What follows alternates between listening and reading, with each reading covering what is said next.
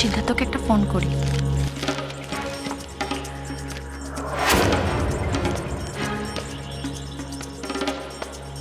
দূর বাবা, ঠিক সময় ফোনে ব্যালেন্স থাকে না।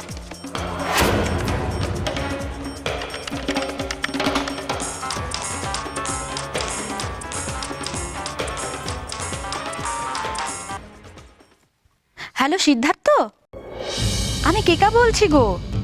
দেখো না, মোবাইলে একদম ব্যালেন্স নেই, তাই বাড়ির ল্যান্ডলাইন থেকে করছি। শোনো না জানু, আমরা আজকে বিকেলে মিট করছি তো।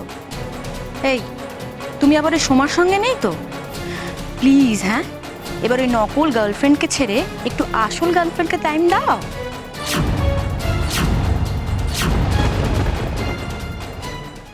সারা বাড়ির কোথাও নি ছেলেটা, গেল কোথায় ছেলে আমার?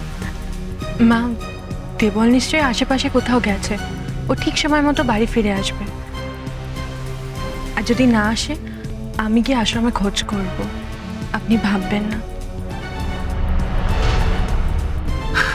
দেবল, সকাল থেকে তুই কাউকে কিছু না বলে কোথায় চলে গেছিলি বাবা? মা মা, আমি আজ বাড়ির সবার জন্য বাজার করেছি। বাবার জন্য লাউ শাক। আর মা, আজকে তুমি মেজ বৌদিকে না ওই পোস্তর বড়া করে দিও, পোস্ত এনেছি। আর বড়দার জন্য কচুরলতি, বড়দা ভালোবাসে। মা, তুমি লাউ খেতে ভালোবাসো না, তাই তোমার জন্য লাউ এনেছি। কিন্তু একটা সমস্যা, আমি মাছ মাংস কিছু আনতে পারিনি। ওটা তো আমি ছুঁই না, তাই। বাবা, বাড়ির সবার উপর হঠাৎ এত পিরিত, কি ব্যাপার? দেবলের মতলবটা কি? এই নে, তুই ভালোবাসিস বলে তোর জন্য আজ আমি নিজের হাতে গরম গরম জিলিপি ভেজে এনেছি। তুই বাড়ি ফিরে এসেছিস, আমি সত্যি খুব খুশি হচ্ছি দেবা।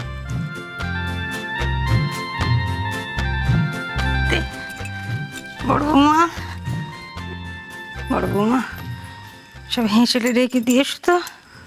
আমার ছোট ছেলে কত বড় হয়ে গেছে, সবার পছন্দ অপছন্দের খেয়াল রাখে। এই খুশিতে আমি নিজে হাতে সব রাঁধবো, যাও তুমি রেখে এসো। বাপরে, আমি নিজে হাতে তো জল খাবার বানিয়েছি রে। তোর পছন্দের আলু কুমড়োর ছক্কা, শিমুয়ের পায়েস, লুচি সব রেঁধে দিচ্ছি। চল খাবি, চল চল চল চল খাচ্ছি। এইসব তোমার জন্য মাকে রোজন মিথ্যে কথা বলতে পারবো না। একটু একটু মিথ্যা কথা বলা ভালো, স্বাস্থ্য ভালো হয়। তুই খাও।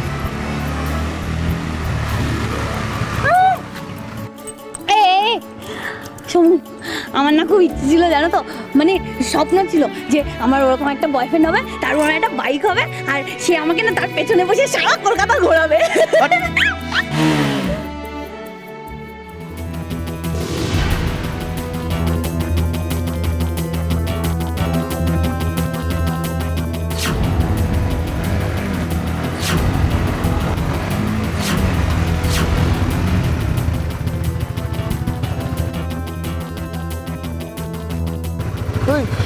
আপনি কে মশাই? আর বউকে ইশারা করছেন, এত সাহস কি করে হয়?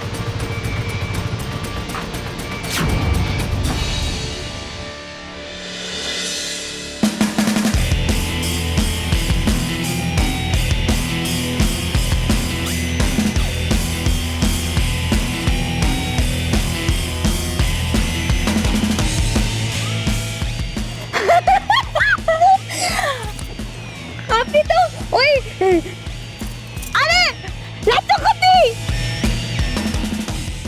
শুভজিৎ দত্ত, আমি না আপনার সব সিনেমা দেখেছি। তুমি জানো আমি একটা নতুন ছবি বানিয়েছি, তার নাম বরবাদ।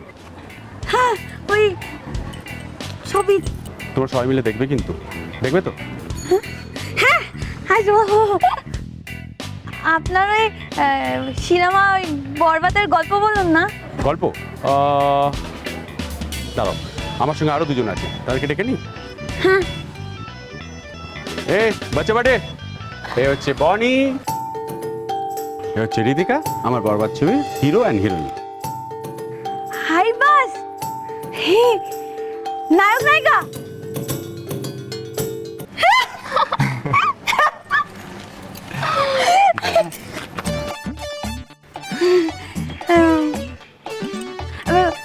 আপনার চরিত্রের ব্যাপারে কিছু বলুন। আমার চৈত্য মানে না মানে বরবাদের চরিত্র। ও বরবাদের চরিত্র, হ্যাঁ মানে বরবাদ ছবিতে আমি যে ক্যারেক্টারটা প্লে করছি তার নাম জয়। আর ওখানে আমি প্রচন্ড ইনোসেন্ট একটা ছেলে, দেখেই বোঝা যায় আমাকে। আর ছবিতে আমার গার্লফ্রেন্ড নন্দিনী, আর ইনি হচ্ছেন আমার ডিরেক্টর রাজ চক্রবর্তী। আর এই আমি একটা সাধারণ ছেলে, মেটিয়া ব্রিজের একটা এরিয়ায় থাকি। ক্যারাম খেলে, পাড়ায় বসে বন্ধুদের সাথে আড্ডা মারে, বাইক চালাতে খুব ভালোবাসে, এরকম একদম সিম্পল একটা ছেলে। কিন্তু যখন ওর মানে লাইফে প্রচুর টার্নস অ্যান্ড টুইস্ট আসছে, তো তখন ও সবাইকে বরবাদ করে দিতে পারে, সেটাই হচ্ছে আসলে। জানেন আমার না খুব শখ ছিল নায়িকা হওয়ার। তাই বুঝি? ভালো তো। তাহলে আপনি আমাদের বরবাদ মুভিটা দেখুন, তারপরে আপনি যখন নায়িকা হবেন আমরা অবশ্যই দেখতে যাব। আমার শাশুড়ি আছে না, হেভি করা, এ জন্মে আর আমাকে নায়িকা হতে দেবে না। কিন্তু আমাদের বরবাদ টিমের তরফ থেকে আপনার জন্য অনেক অনেক শুভেচ্ছা রইল, আপনি একদিন হিরোইন হবেনই। থ্যাংকু থ্যাংকু, আপনাদেরও অনেক শুভেচ্ছা। আমি পাড়ায় গিয়ে না সবাইকে বলবো ওই বরবাদ দেখতে। Thank you. If you don't mind, আমি ওনাকে কি একবার আমার বাইকে চক্কর দিয়ে আনতে পারি? অ্যাটলিস্ট একটা মনোবাঞ্ছা ওনার পূর্ণ হবে আর কি। হ্যাঁ হ্যাঁ, আপত্তি কেন থাকবে? যান, যাও। আসুন।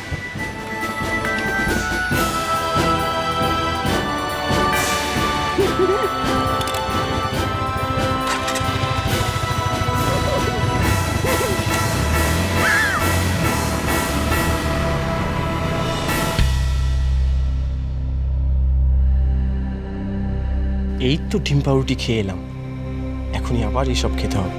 ধুর। দেবল, তুই যখন ফিরে এসেছিস বা ডানার সঙ্গে তোর বিয়েটা ঠিক করি।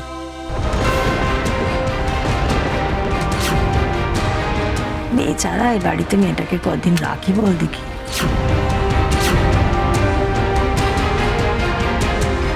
কিন্তু মা, আমার বিবাহ করায় গুরুর বারণ আছে। আমি আর কারো কোনো কথা শুনবো না, অনেক হয়েছে যা যা খুশি করার।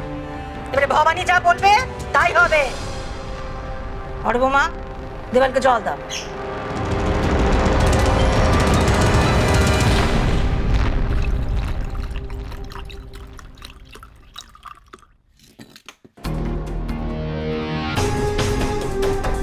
অত ভাবার কি আছে?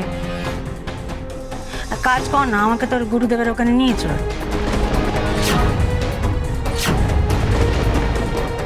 আমি তার সঙ্গে কথা বলে তোর ব্যাপারে অনুমতি নিয়ে নি তার কাছ থেকে।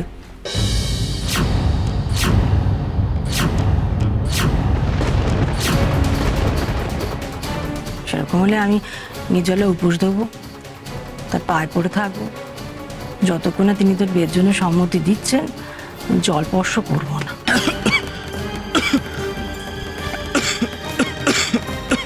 কি হলো, কি আস্তে খা না।